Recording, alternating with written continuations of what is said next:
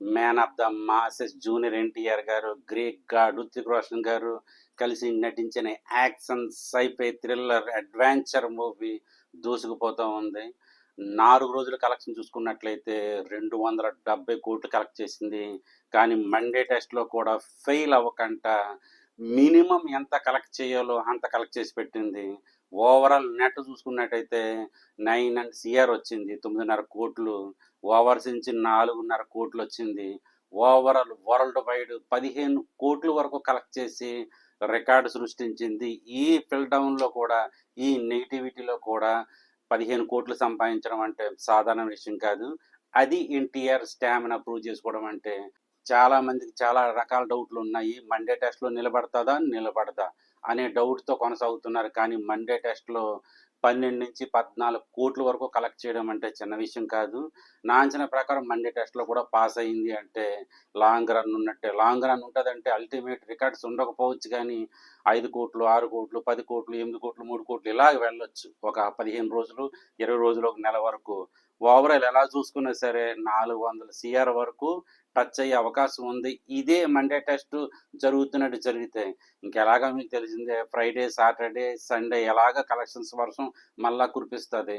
కారణం ఏంటంటారా? ఏ సినిమా కూడా లేదు ప్రజెంట్. చూస్తే కూలీ చూడాలి, లేదంటే వార్ చూడాలి. ఇంకొక ఆప్షనే లేదు ప్రజలకి.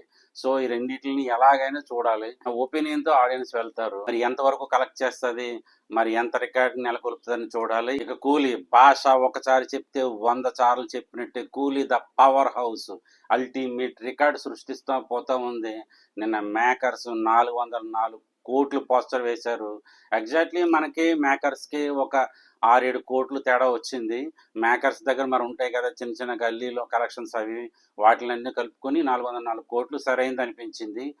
మరి మండే టెస్ట్లో ఎంత పాస్ అయిందంటారా? మండే టెస్ట్లో కూడా సుమారు 20 కోట్ల వరకు కలెక్ట్ చేసింది. 15-19 కోట్ల వరకు కలెక్ట్ చేసిందని ట్రేడ్ వర్గాలు చెప్తున్నారు.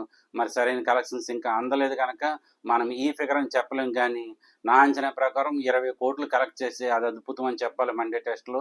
సో ఓవరాల్గా కూలీ ద పవర్ హౌస్ 424 కోట్లు కలెక్ట్ చేసి వండర్ఫుల్ రికార్డ్ సృష్టించింది. ఇంత నెగిటివిటీలో కూడా సెకండ్ హాఫ్లో ఏమీ లేదని పబ్లిక్గా జనాలు నెత్తినూరు బాధేసుకుంటున్నా కూడా లోకేష్ కనకరాజు గారు మార్కు, ఆ తర్వాత సూపర్ స్టార్ రజనీకాంత్ గారు, అక్కినేని నాగార్జున గారు ముగ్గురు కలిసి సినిమాని తన భుజాలపైన వేసుకుని పరుగులెత్తారు.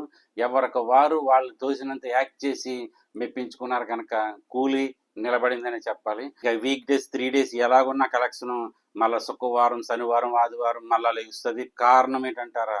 ఇందాక చెప్పినట్టుగానే ఏ ఆప్షన్ లేదు. చూస్తే కూలీ చూడాలి, లేదంటే వారు చూడాలి. ప్రజలకి ఇంకో సినిమా రిలీజ్ లేదు కనుక ఎలాగైనా ఎలా ఉన్నా సరే చూద్దాంలే అన్న ఒపీనియన్తో ఆడియన్స్ వెళ్తారో థియేటర్ కానీ ఆశిద్దాం. మరి ఇది ఇక్కడికైనా రివ్యూ నచ్చితే లైక్ చేయండి, షేర్ చేయండి, కామెంట్ చేయండి. Thank you so much. Bye.